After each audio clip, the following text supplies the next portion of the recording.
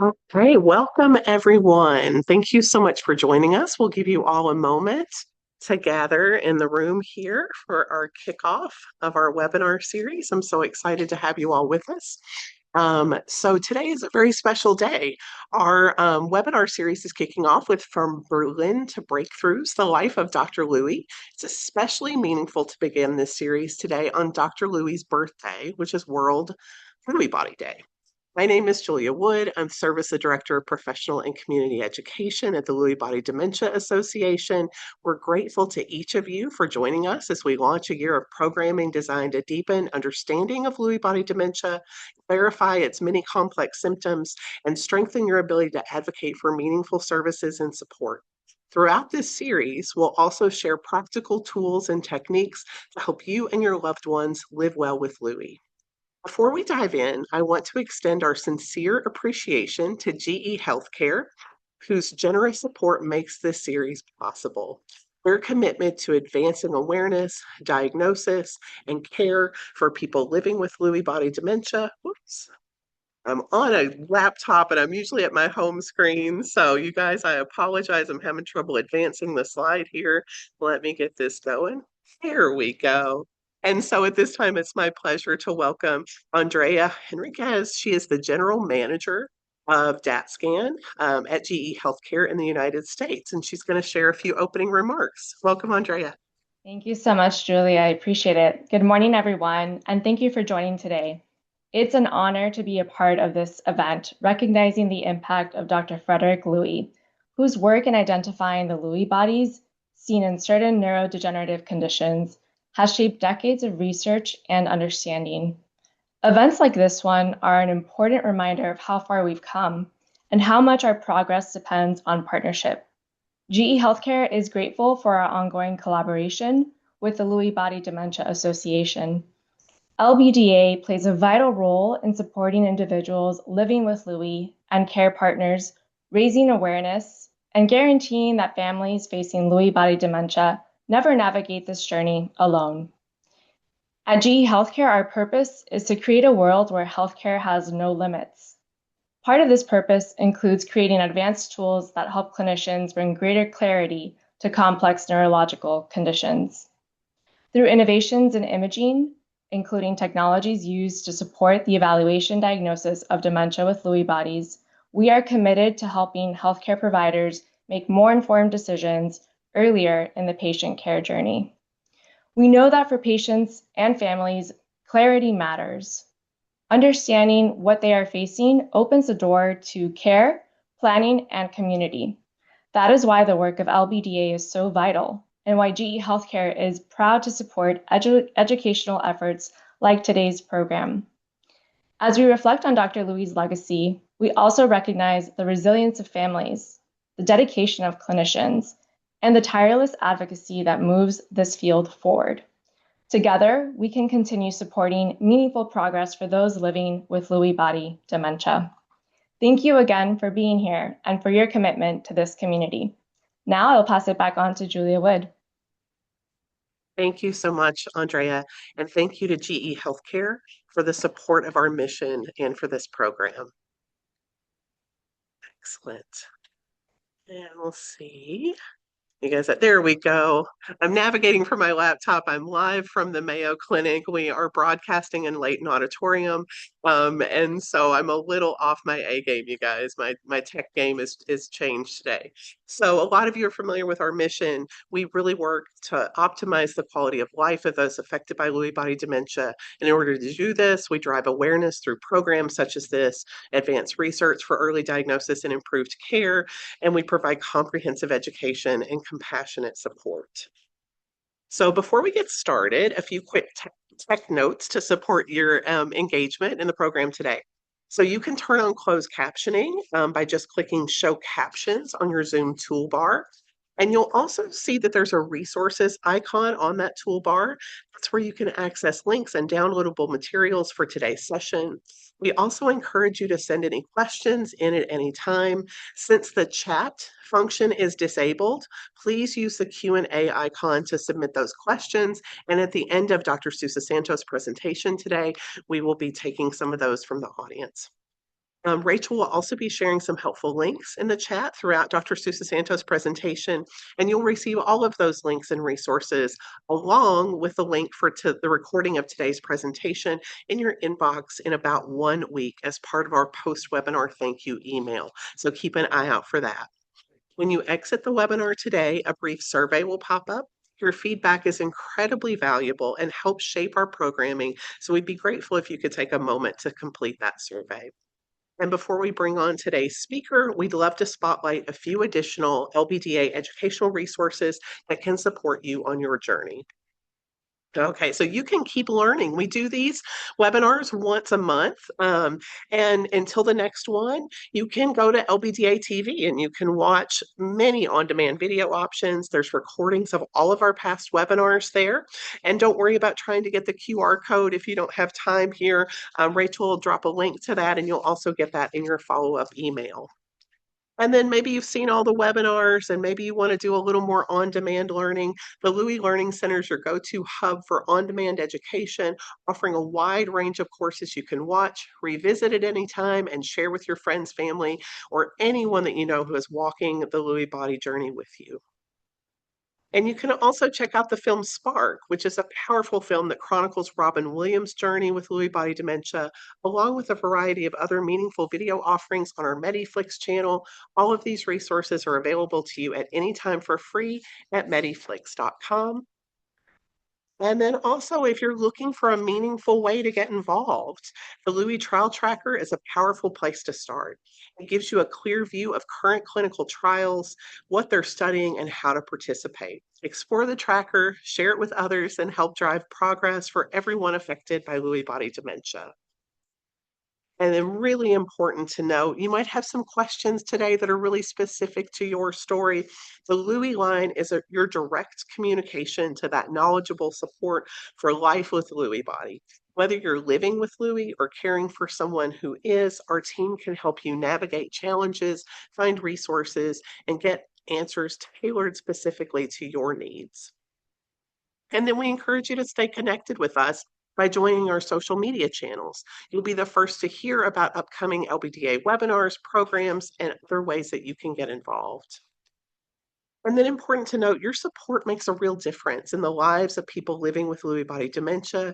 If you're able, consider making a donation to help sustain the programs, resources, and advocacy that families rely on every day.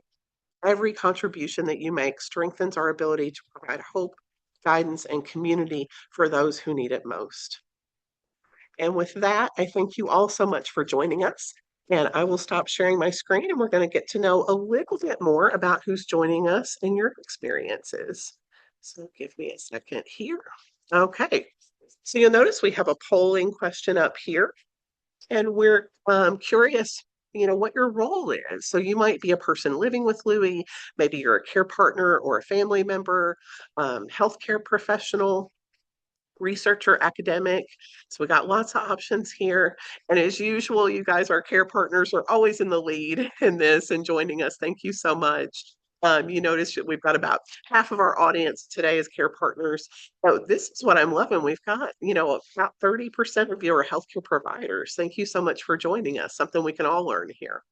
And then we've got about 15% of you are actually living with Lewy. We've got some researchers and advocates and volunteers, but whoever you are, we welcome you and we're so glad you're here with us today. Excellent. I'll share those results with you. All right, and then we have another polling question here. So we're really curious what brought you to this webinar today. So you just want to learn more about Lewy? Maybe you're seeking some resources or practical tips. Maybe you're supporting someone or looking for some professional education or looking for more information about dementia. All right, so about half of you, it looks like, is coming in, just want to learn more about LBD. And I think you're going to really be learn some things that might be a little shocking and surprising today. The history of Dr. Lewy, I know, was very shocking and surprising to me. We've got about 30% of you looking for some resources and some practical tips. Got about 30% supporting people with Lewy, and then I'm really happy to see all the professionals in the audience, about 30% of you there. So thank you so much. Excellent. So I'll share those results. There we go. We'll stop sharing those. And then I promise you, this is our last polling question, and this helps our presenter know a little bit more about your experience with this topic. So, what best describes your experience with today's topic? Kind of this history of Dr. Lewy on his birthday, who he was, what his experience was like. You know, there's a lot of discussion a lot of times in social media channels, or people will be like, why hasn't there been more scientific progress and advancement with Lewy? And I think that when you hear about some of the events that happened in his life, it comes into play. So here you'll notice we've got some of you, about half of you feel like you've got some experience with the topic, but then the most of you are beginner and then some are advanced. So welcome all. Excellent. All right. And so I will stop sharing that. And then I will introduce our presenter now. So excited to be joined today by Dr. Patrick Sousa-Santos. He is a neurologist at Sao Paulo State University in Brazil, where he cares for patients and teaches future physicians. He guides neurology residents in their clinical training, leads the university's headache center, and has a specialist interest in conditions that affect the nervous system. Dr. Sousa-Santos is also passionate about the history of neurology and enjoys connecting past discoveries with the care and education he provides today. Thank you so much for joining us, Dr. Sousa-Santos. Welcome. Thank you, Julia, for the kind introduction, and thank you so much for the invitation. I also thank you, Mrs. Rose, for all support that made this day possible. For me, it's a great pleasure to be here today to talk about Friedrich Lewy and the historical origins of Lewy body disease. Let's share my screen. Excellent.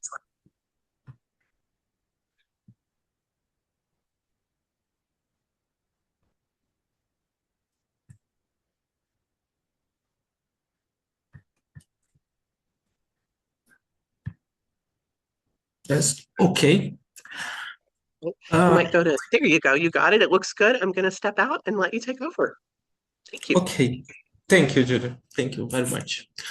Well, before I begin, I would like to disclose that I have no relevant conflicts of interest to this presentation. Well, when we speak about neurological disease today, we often speak in terms of proteins, biomarkers, genetics, and image. But behind every disease name, behind every pathological structure, there's a human story. When we hear the name or the word Lewy, we immediately think of Lewy bodies. The name Lewy is now inseparable for Parkinson's disease and dementia with Lewy's bodies. Yet the man behind this name remains surprisingly unknown. In a recent historical note published in periodic Arquivos de Neuropsiquiatria, we exploring how the two world wars profoundly shaped Lewy's life, work, and even his name. Today, I would like to tell you a story, not just a medical story, not just a scientific story. This is not the story of a discovery, but a story of a life shaped by science, war, exile, and memory. It's the story of how science, story, and politics intertwine sometimes in deeply and unjust ways. Well, before we talk about Lewy himself, let's take a brief step back. How did the world look like in 1885? There is no antibiotics, there's no brain imaging, and no effective treatment for the most neurological conditions. In the United States, Cleveland is elected president, the first Democratic president after the Civil War. That same year, the Statue of Liberty arrives in New York, becoming a symbol of freedom and modernity.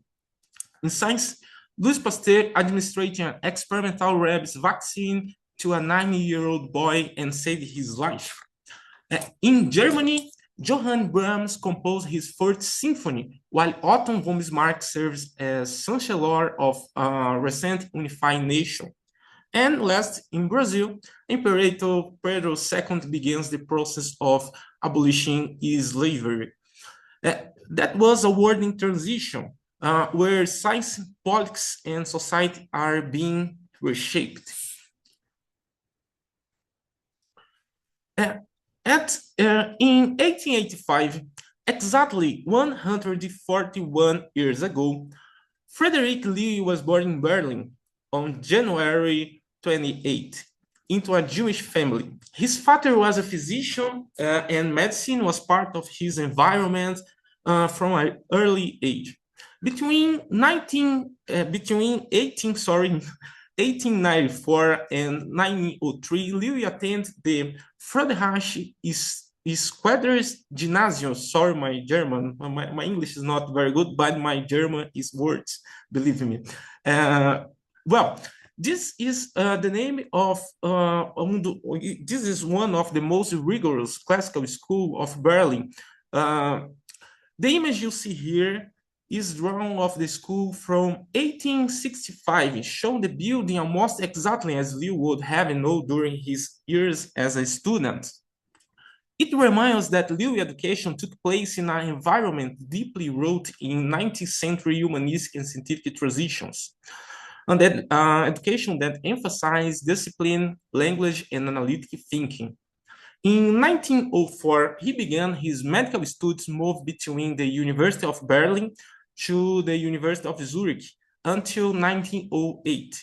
This early exposure to different academic cultures would later shape the way he approached medicine, combination transition with innovation.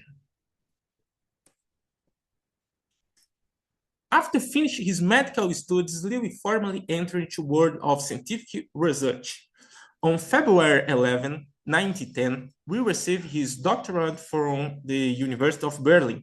His doctoral thesis had a long and very precise German title, and this time I won't risk to read in German. In English, the title translates to Experimental Degeneration Studies of the Auditory System in Rabbits and Cats. The image shown here is the original cover from Lewy's doctoral thesis, a remarkable historical document that captures the moments when he officially became an experimental neuroscientist. At the same time, between 1909 and 1910, Lee worked as assistant at the Institute of Physiology at the University of Breslau in Poland. This period was crucial. It grounded Lewy in laboratory-based neuroscience long before his famous neuropathological discoveries.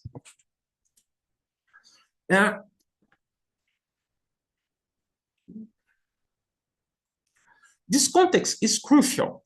By the time Liu began his medical training, neurology was not yet an independent discipline. Instead, it was emerging in the intersection of internal medicine, psychiatry, and pathological anatomy. Berlin was one of the places where this new way of thinking about the nervous system was taking shape. The building you see here is the Charité Hospital, one of the most important medical centers in Europe. And the Charité Hospital neurology developed around a central principle. Clinical syndromes or clinical symptoms had to be explained by anatomic lesions. This approach was shaped by a remarkable group of physicians. Between them, Mortis Romberg, often considered one of the founders of clinical neurology, his name lives in Romberg signs. Romberg sign is still used today to assess proprioceptive dysfunction. Carl Westenthal helped define the relationship between brainstem anatomy and reflex, including the role of the third cranial nerve with the pupillar light reflex. Arnold Pick demonstrated how selective brain generation could produce specific cognitive syndromes. And last, teacher of Dr. Lewy, Hermann Oppenheim, was instrumental in defining neurology as a distinct clinical specialty, firmly grounded in pathological anatomy. This was the intellectual context in which Lew was trained, a culture where bedside examination, reflex, and microscopic anatomy were inseparable. Well, after completing his doctoral training, Dr. Lewy entered what would become one of the most decisive phases of his scientific life. Between 1910 and 1912, he worked at the neuropsychiatry laboratory in Munich, one of the most influential centers of brain research in Europe at the time. This laboratory was directed by Alois Alzheimer and Franz Niels, names that still define neurology and psychiatry today. The photograph shown here comes from that period. Alzheimer is set at the center, and Lewy is standing on the far right, part of a small group that would shape in the future of the neuropathology. The image is important because it reminds us that Lewy's discoveries did not occur in isolation. It emerged from a culture of rigorous observation, discussion, and debate. In Munich, the guiding principle was clear. Symptoms observed during life had to be explained by microscopic changes in the brain. Immersed in this environment, strongly influenced by Alzheimer methods, Lewy began his systematic studies of Parkinson's disease pathology. It precisely here in this laboratory that the observations lead to his 1912 publications, would soon take shape. In 1912, Lewy published the work that would later define his place in the history of neurology. His findings appear in Lewandowski's Handbook of Neurology, one of the most important neurological references of its time. In the chapter, Lewy presented what was then the most detailed pathological anatomy of Parkinson's disease ever published. He examined brains from patients with paralysis agitans and or shake paralysis and described unusual structures inside nervous cells, what he called intracellular inclusions bots. The illustration shown here is taken directly from Dr. Lewy's original 1912 publication. It represents the first visual documentation of what we now call Lewy's bots. Lewy carefully described these inclusions as eosinophilic with a dense central core and a pale surrender halo, appearing in a specific brainstem nuclei, including the dorsal motor nucleus of the nervus vagus, the vagus nerve. Importantly, Lewy distinguished these structures from other known intracellular bonds, such as amyloid bonds, emphasizing that they represent a novel pathological finding. At this moment in history, Lewy had identified a structure that will eventually become one of the most important pathological markers in movement disorders and dementia. Yet, as we will see, neither Lewy himself or his contemporaries fully understood its significance. What makes Lewy's discovery particularly fascinating is not only what he found, but how it was initially received. Despite the originality of his observations, Lewy himself did not believe that these inclusions bots were the defining feature of Parkinson's disease. Instead, he placed much greater emphasis on neuronal loss in the basal ganglia, particularly in globus pallidus and related structures. In most of his own cases, Lewy was unable to consistently confirm severe damage to the substantia nigra, except in patients with post-encephalic Parkinsonism. As a result, we conclude quite explicitly that these inclusions bots were not characteristic of disease in a strict sense. This conclusion had important consequences. Because Lewy himself downplayed the significance of the inclusions bots, the scientific community followed his lead. Attention shifts toward other anatomic targets and structures we now call Lewy's bots remain largely a pathological curiosity for decades. It will take new techniques, new concepts, and new generation of researchers for the true importance of the discovery to be recognized.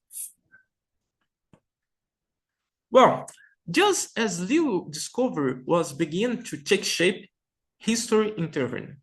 The image you see here captures a single moment, the assassination of Archduke Frank Ferdinand in 1913.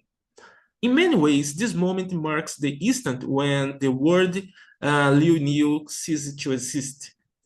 What followed was not just a war, but a complete reorganization of society, science, and medicine. Very quickly, Europe descended into a form of warfare the world had never seen before, including chemical weapons. Physicians were no longer researchers or teachers, they became military doctors, treat trauma on an industrial scale. Like many physicians of his generation, Friedrich Lewy was called to serve. The photograph you see here shows Lewy served as a medical officer in the German army in Turkey during the war.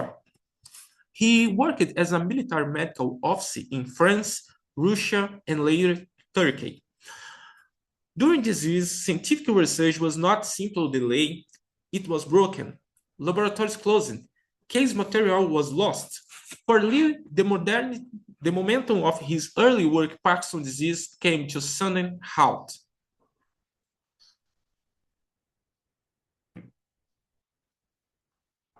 When the World War I finally came to an end in 1918, Europe emerged profoundly changed. Cities were damaged, institutions were weakened, and an entire generation had been marked by loss.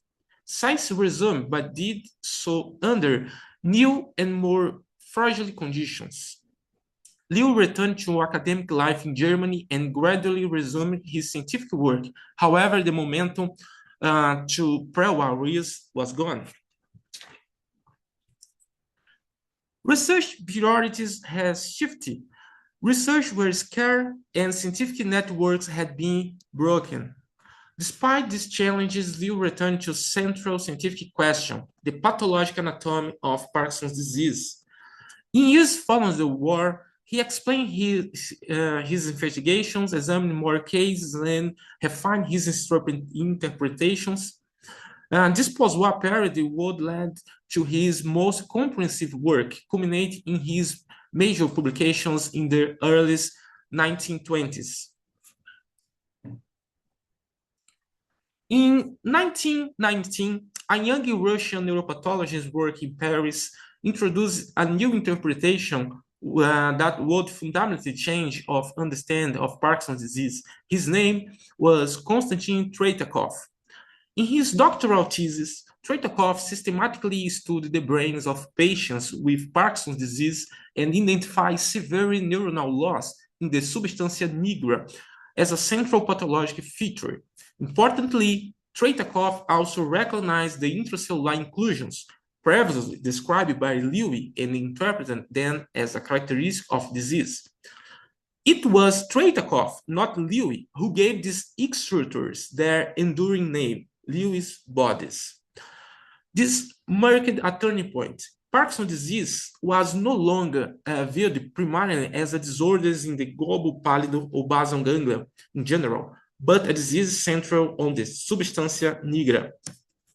Ironically, this reinterpretation gained acceptance at the moment when Lewy himself was increasingly cautious about the significance of the inclusions body. From this point on, the history of Parkinson's disease would carry Lewy's name, even as Lewy personally remained skeptical about the importance of what he had discovered. One of the most striking in the history of neurology is that Friedrich Lewy never truly embraced the structures that would later bear his name.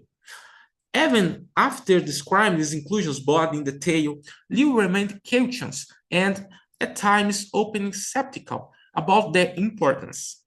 First, he did not find these inclusions in every case of Parkinson's disease he examined.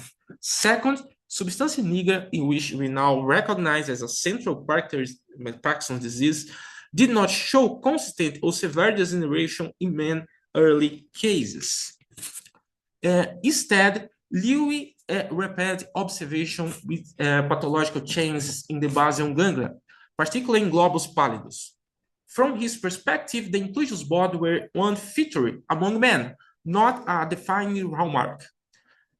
It is also important to remember the scientific context in which Lewy was working. Early 20th century neuropathology demanded consistency, reproducibility, and anatomical certainty.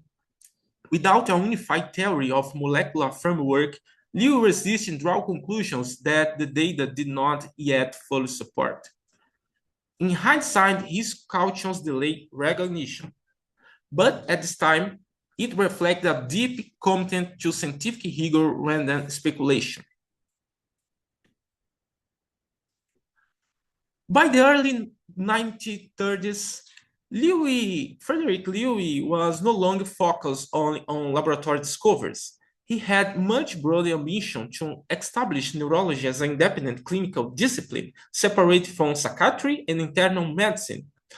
This was not a symbolic goal, it was an institutional battle. For 7 years, Lewy worked persistently to create a neurological research institute and clinic in Berlin, a center devoted exclusive to neurologic patients, research, and teaching. An important turning point came in 1931 at the Fifth International Congress of Neurology in Bern, which formally called for the independence of clinical neurology as a specialty. Encouraged by the international resolution, Liu intensified his efforts in Berlin. Initially, the Ministry of Education supported the creation of a neurology department with the university. However, this support collapsed due to the strong resistance from the medical faculty, particularly from the leadership of academic psychiatry at the Charité Hospital. Despite political pressure and financial constraint and the condition that the institute would not be formally affiliated to the university, Liu refused to abandon the project. On only July 1st, 1922, Liu's vision finally became reality. What you see here is the realization of Lewy institutional vision, a modern neurological clinic designed for patient care, research, and teaching. The building at Berlin-Hasplatz, known as Hansa Klinika, represents the culmination of more than 7 years of effort. There are the ruins of the same institute photographed after the World War II. In just a few years, Liu's great institutional achievement was erased, first politically and later physically. Few image captures so clear the fragility of scientific institutions in the face of the history. Well, the images we just saw represent the highest point of Liu's institutional career. What comes next represents its abrupt end. In the 1933, the Nazi regime came to the power in Germany under Adolf Hitler. Almost immediately, Jewish physicians and scientists were removed from academic and clinical positions. On July 1st, 1933, exactly 1 year after the inauguration of his institute, Friedrich Lewy was dismissed from his post. Not because of his science, not because of his leadership, but only because he was Jewish. Fund was withdrawn, institutional support disappeared, and the Neurological Institute Hansa Klinika was dismantled. In a matter of months, 7 years of work, plan, and compromise were undone. This moment marks more than a personal tragedy. It represents the systematic destruction of an entire generation of German neuroscience. What happened in 1933 was not only the collapse of individual careers, it represented a systematic destruction of an entire generation of German neuroscience. When the Nazi regime came to the power, the consequences for neurologists went far beyond institutional reorganization. Scientific leadership was dismantled. Standards of clinical care deteriorated. Ethical and scientific norms were profoundly corrupted. For neurologists classified as Jewish or non-Aryan, this marked the beginning of a devastating trajectory. Men were expelled from their profession, some were deported to concentration camps, and others chose suicide in the face of persecution. The faces The faces you see here are just three examples of this tragedy. Adolf Wallenberg, whose name still defines the most famous Bernstein syndrome. Joseph Gertzmann, remembered from the syndrome that bears his name, link focal brain lesions in highly cognitive function. And last, Robert Wattenberg, a master of neurological examination who shines and reflects remain part of daily clinical practice. Alongside them were many authors like Kurt Goldstein, Sir Louis Gutmann, and Friedrich Henriquez Lewy himself. German neurology did not merely lose institutions, it lost people, experience, and moral continuity. Lew's stories of exile was not an isolated case, but as part of a collective tragedy.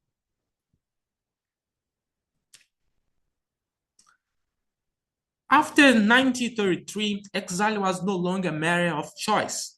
For Jewish neurologists in Germany, it became a matter of survival. Following his dismissal from Neurological Institute, Friedrich Lewy forced to sudden collapsing of his professional and personal security. His academic position was gone, his institute dismantled, his future in Germany erased. Like many authors, Lewy left Germany under growing political pressure and increased personal risk. The image marks a turning point in Lewy's life. What you see here is Friedrich Heinrich Lewy in 1934, photographed for this immigration field at National Archives in Philadelphia. This is not a portrait of a celebrated professor or a director of a neurology institute. It is an administrative photograph taken from the proposal for entry, documentation, and control. By this point, Lewy had already left Germany, spent time in London, and now crossed the Atlantic in search of safety rather than opportunity. In 1934, he arrived in the United States not as academic leader, but as a refugee citizens. His previous titles, position, and institutional authority did not travel with him automatically. This photograph captures the moment when identity is reducing to a paperwork, a name, a face, a phone number. And yet, it is for this moment that Lewy would begin the long process of rebuilding his scientific life in America.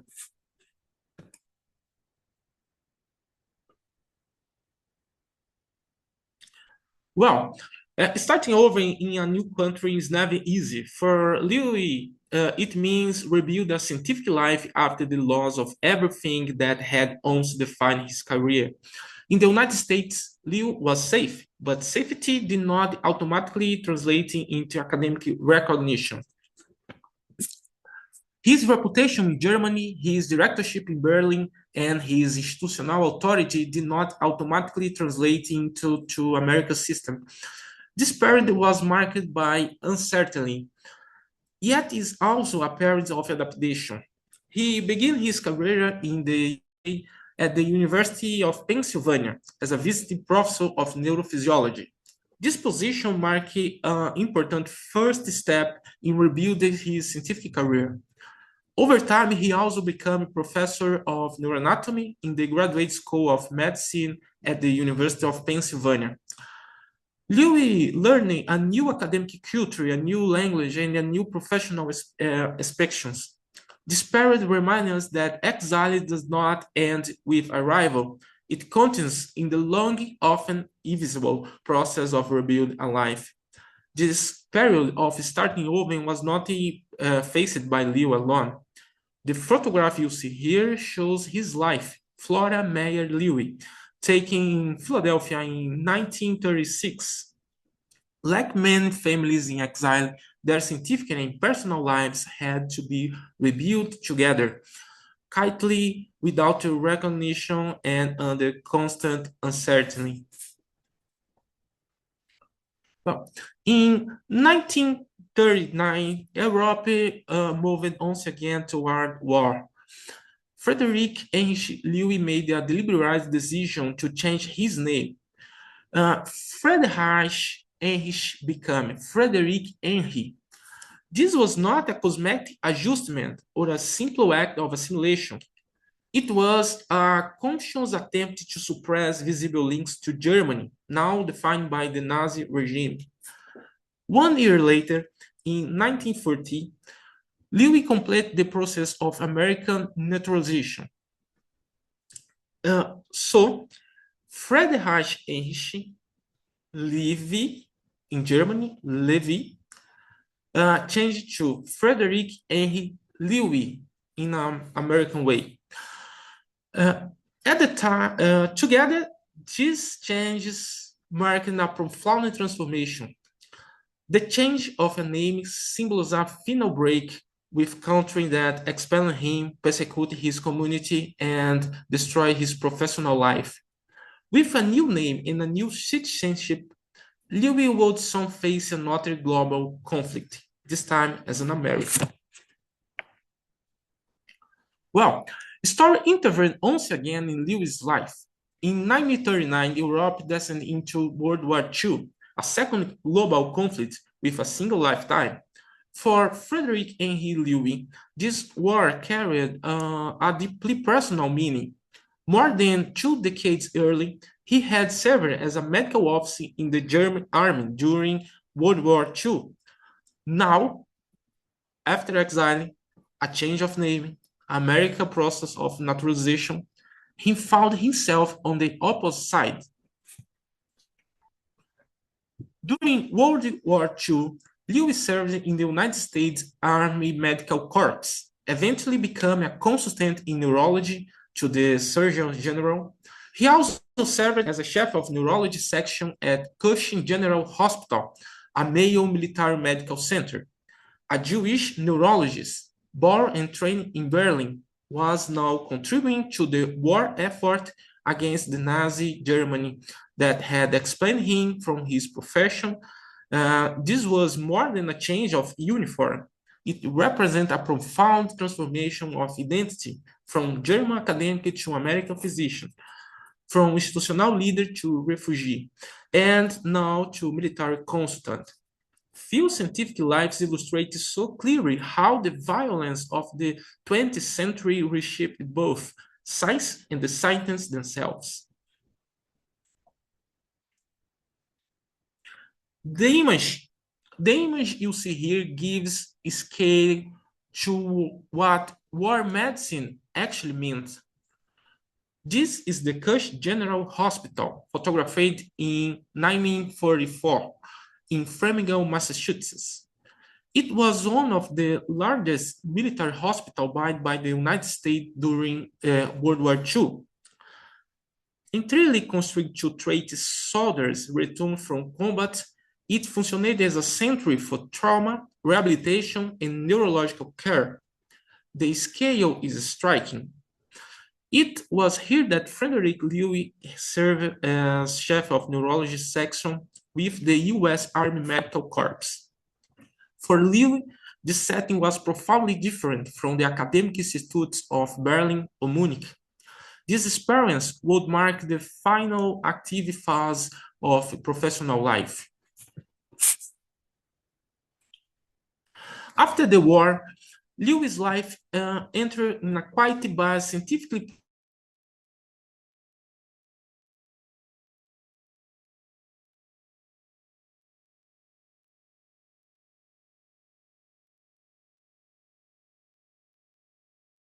served as a visiting professor of neurophysiology and later as a professor of neuroanatomy in Graduate School of Medicine and associate professor of neuropathology.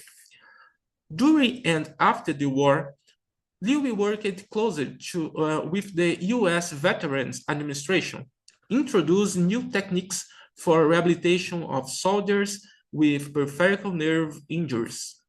He also directed research programs on peripheral nerve damage, translating wartime neurological experience into a long-term clinical benefit.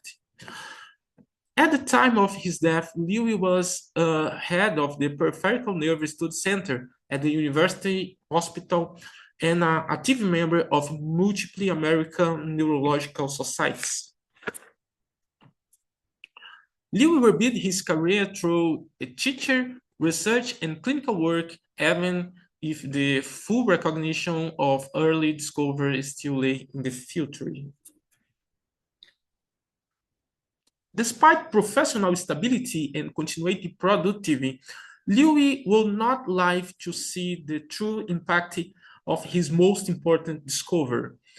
The image you see here shows Lewy in 1949, near the end of his life during his years at the University of Pennsylvania.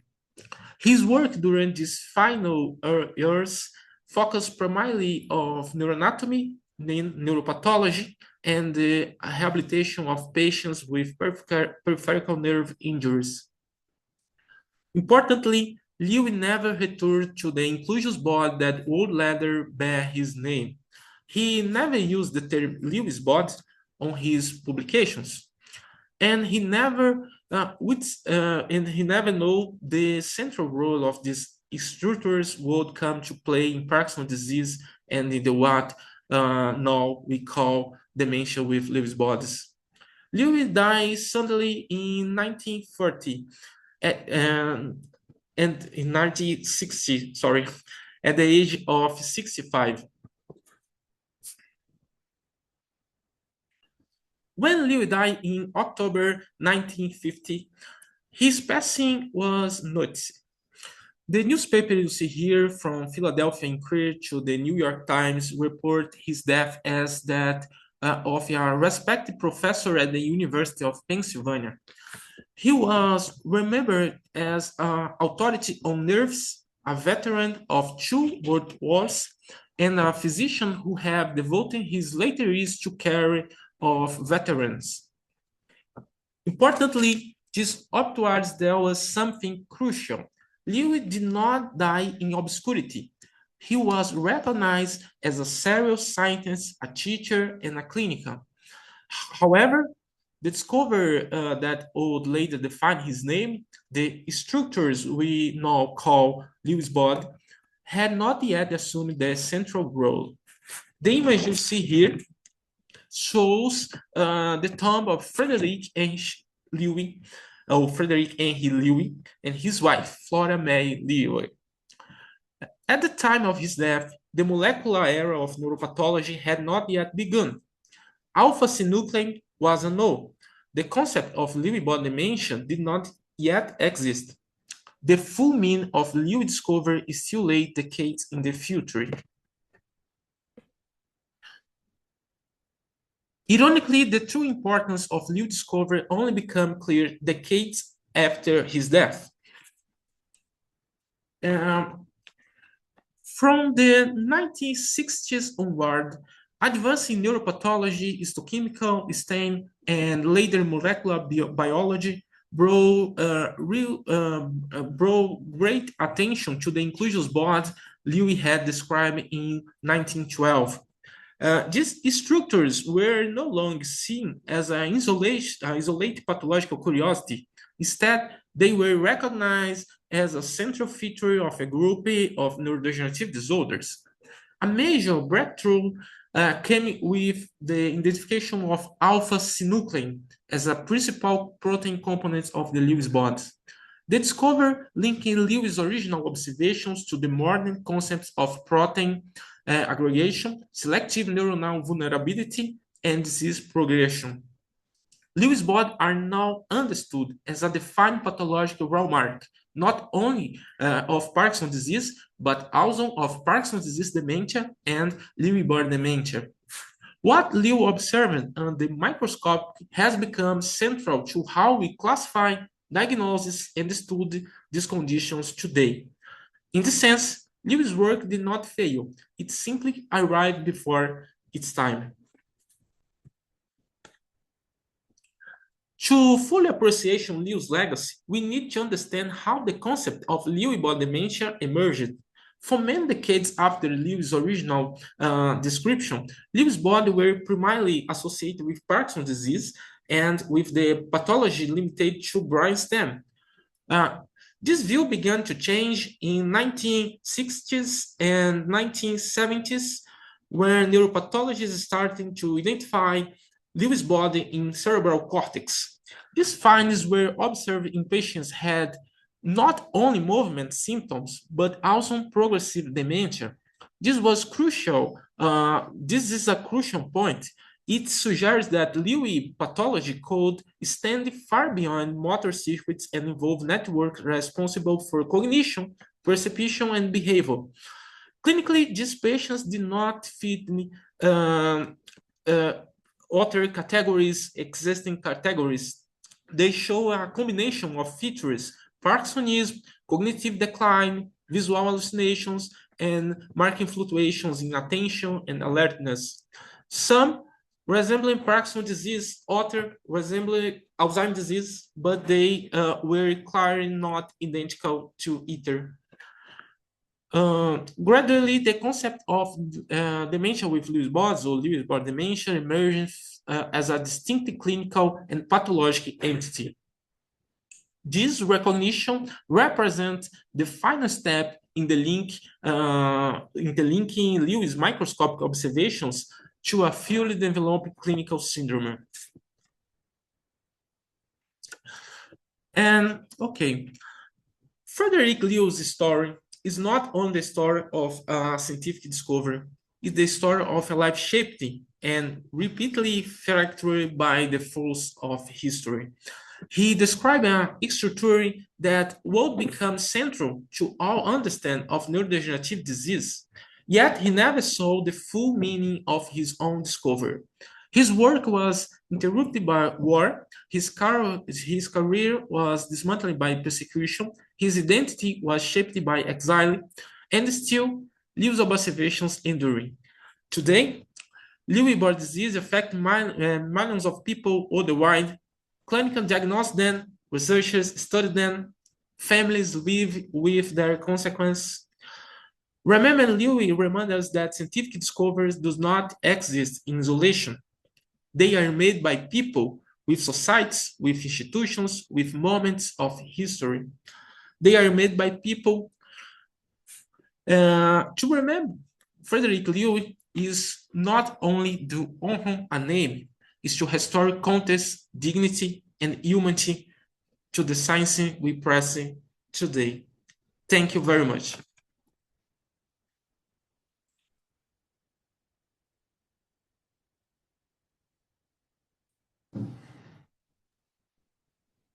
And thank you so much, Dr. Sousa-Santos. That was a fantastic presentation. I learned so much. It's so interesting. There's so much to talk about. And I was about to tell our audience to give you some reactions, but you're getting them there. They're showing you a lot of love. So, very, very interesting topic. So, I wanted to go into some question and answer with you, if I could. And my first question is, you can tell how passionate you are about this topic. I love it when people light up when they're interested in something.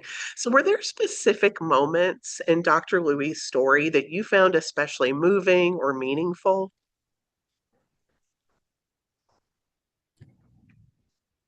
Thank you, Julia. Thank you very much. This is an interesting question.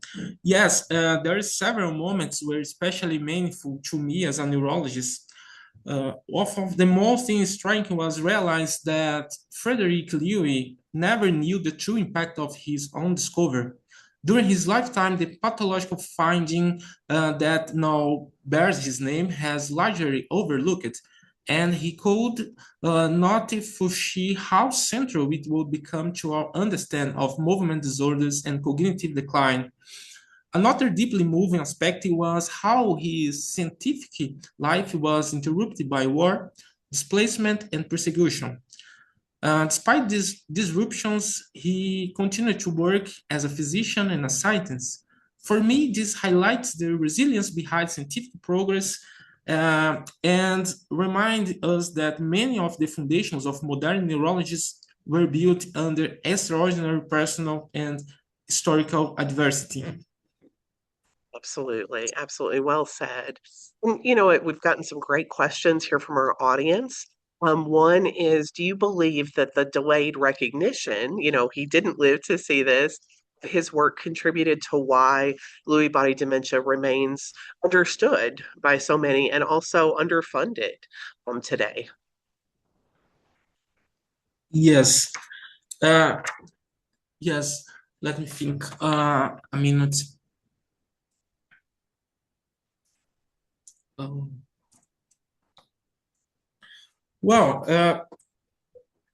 the delay in recognition um, of uh, of work of Dr. Lewy uh, show us that some some scientific researches are so slow because most of the neurological conditions are complex, especially the neurodegenerative disease, and the funding and the researchers can delay. But I think that Leo's story show us that have some patience with the science and have some patience with discoveries and looking forward and hoping to a better care for our patients, for families, and funding is a part fundamental of this process because it's complex. It's a complex research, and uh, I think that some institutions there's so many how can I say uh, so many uh, expectatives for results, for quickly results, and in neurodegenerative disease it's not a reality, and funding is a fundamental process of this. Yes, yes, absolutely. I think you're very right that we want that cure, we want that treatment, absolutely, and rightfully so. But these things take a long time. And on that, um, I think that spectrum. And just so you guys know, Dr. Sousa-Santos' wife, Heidi, is with him to I help. do. Yeah, hi Heidi, to help translate during the Q&A if needed. But there was a question here that really matched up. And so, if you were to speculate, and this is, purely just your opinion, um, do you think we would be further along in terms of treatment for Lewy body dementia if his work had not been interrupted by World War One and the rise of the Nazi Party? Yes. Yes. Yes. So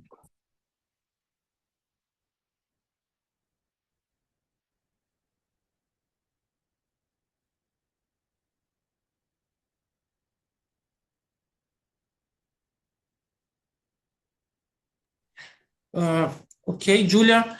Uh, Certainly, there were interruptions marked not just a late in the research, but a complete broken in the research of Dr. Lewy and movement disorders.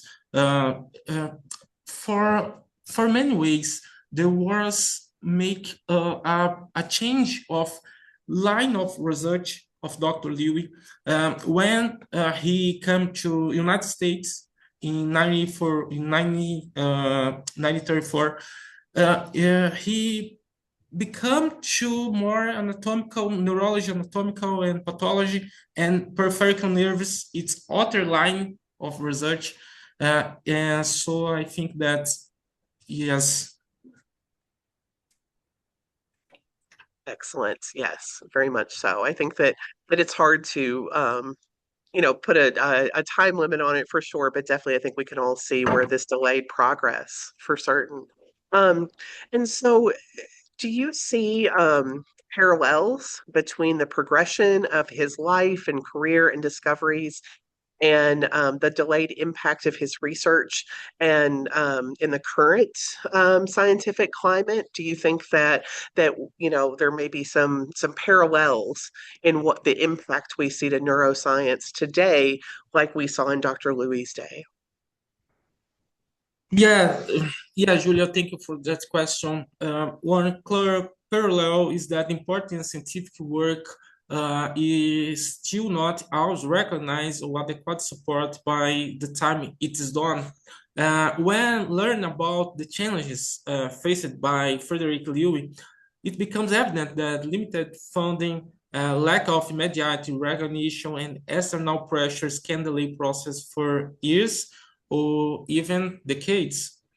Today, although technology has advanced, research funders is still often driven by short-term priorities and measurable outcomes. This is how can I say diseases that are complex, less visible, and harder to study. So many neurodegenerative conditions can remain underfunded. This parallel reminds us how crucial sustained investment and long-term vision are for meaningful scientific progress. Absolutely, absolutely. That's such a great question. And I looked online for some resources because I know a lot of times people want to advocate. And so the American Academy of Neurology, if you go to their website, has put together an advocacy toolkit that you can download and some resources on there for how you can get involved to help support neurology and neuroscience. So I encourage you all to take a look at that if you're interested. Okay, we have another great question here, and this question comes in, and we'll be talking about this more in the panel, the CME panel, in just a little bit. So, but wanted to get your perspective on this, Dr. Sousa-Santos. So, when we look at Dr. Lewy's discovery through today's lens, we know that Lewy bodies are consistent and related between Lewy body dementia and Parkinson's disease. So, right now, we think of them as Parkinson's disease dementia. We think of Parkinson's disease. We think of dementia with Lewy bodies.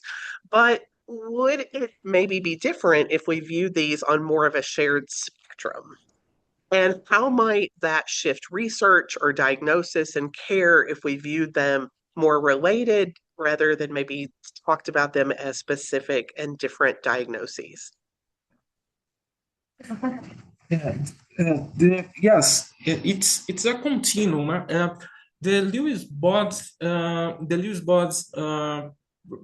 bots are present in many locations in the cortex, in the cerebrum, from the substantia nigra for Parkinson's disease, from substantia nigra, and then shaped by the outer cortex to Parkinson dementia, and it starts in brain cortex to Lewy body dementia. I don't know if it's that. One moment, please, Julia. Absolutely. Absolutely. Take your time. Ela estava falando que antigamente você via como coisas que eram conjuntas. Tem a doença de Parkinson, e agora a gente trata tudo como coisas diferentes. Você acha que seria diferente se tratasse?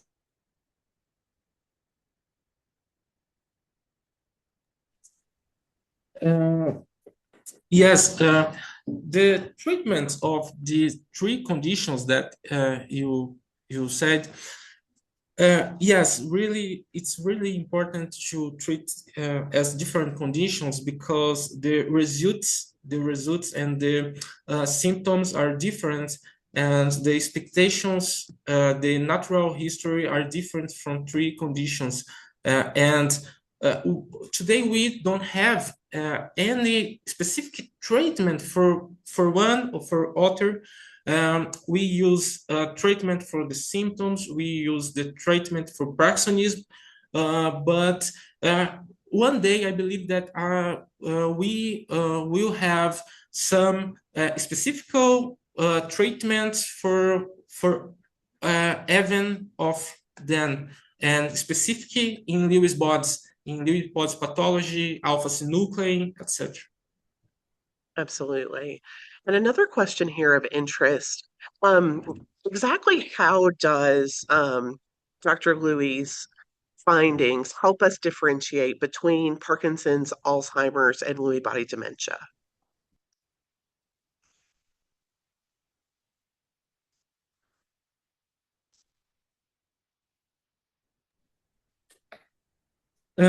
This is a central point in neuropathology today. For many years, there is no clear separate of these conditions. There is a description by Arnold Peak and Alois Alzheimer of amyloid boids, and every case of dementia we think as in the past as Alzheimer's disease. But when Dr. Lewis finding the Lewis bonds, we can understand this is with another condition, with another historical, natural story, and with another response for treatments. Today, the treatment of Alzheimer's disease is a specific treatment and testing and research for Alzheimer's disease for amyloid, beta amyloids, but for alpha-synucleinopathies, for Lewy body disease, we still don't have any specific treatment, but I believe that we are one day we are in there. The Parkinson's disease is so in men patients. It's hard to difference the great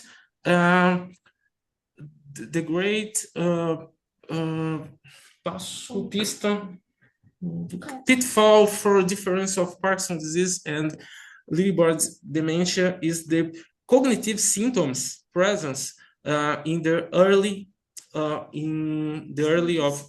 stage of patients, cognition symptoms, and to hallucinations and other features that we don't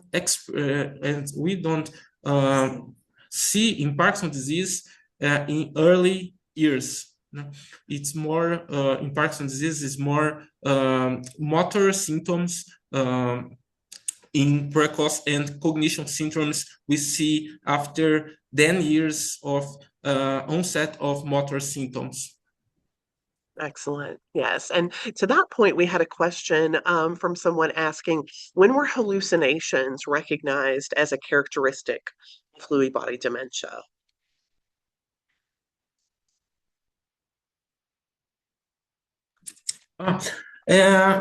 Its hallucination was described since 1970s, 1980s, when we think about Lewy body disease like specific clinical syndrome, like a specific disease, we can look for how these patients with in pathologic have alpha-synuclein with Lewy's body, what symptoms these patients have in the long of his life. And hallucination is a hallmark of these patients. Between 1950s, 1980s, hallucinations was considered of a hallmark of Lewy body disease. This hallucination is very specific for in men times for hallucinations with children's. It's not so persecutory. It's not persecutory. It's visual hallucinations in the men in the most of times with children's. The patients in many times don't feel persecuted different for other types of hallucinations. Yes, yes. And you all too, then 1996, there was a consensus report that first came out that really started to identify clearly more the diagnostic criteria. And then the most recent diagnostic criteria was done by McKeith and colleagues in 2017. So I think that this all speaks to how recent this timeline is, that we're looking at of when we started to really name and acknowledge and identify the symptoms and how to diagnose and manage. So excellent questions, you all. And there's a question here I think you'll like a lot, Dr. Sousa-Santos. The history of medicine typically plays a rather small part in most students' education, at least here in the United States. So, what do you think we're missing? It seems like this is a big part of what you do as a professor. What do you think we're missing out as a result when we don't teach that history to our medical students?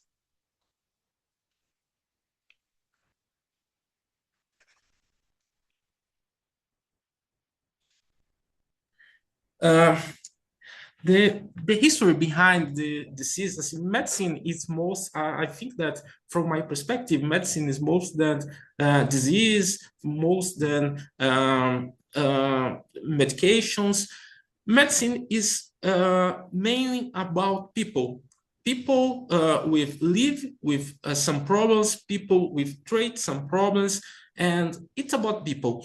And I think that when we think medicine as more human science, we can see the human behind the medicine. It's most it's not healing to have how can I say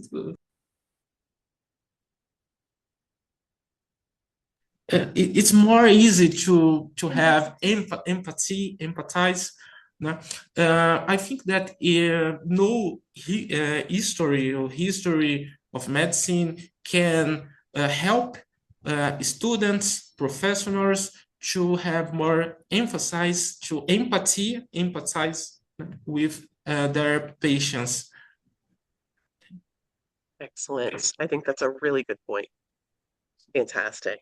And so to that note, what role do you think that people who are out there living with Lewy body dementia, their families, their communities can can play in supporting stronger funding and awareness for Lewy body dementia resource? If people feel compelled to action, what can they do?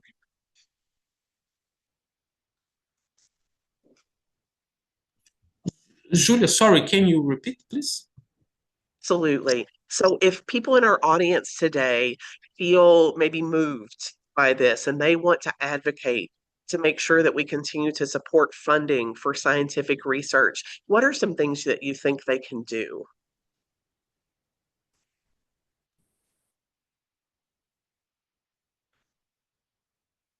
And we'll give him a moment and I'll let you guys know some things that you can do through the Lewy Body Dementia Association after Dr. Sousa-Santos. Welcome back. Okay. Thanks, Julia. Thanks so much. That's a good question. Patients, families, and communities play a vital role in driving progress.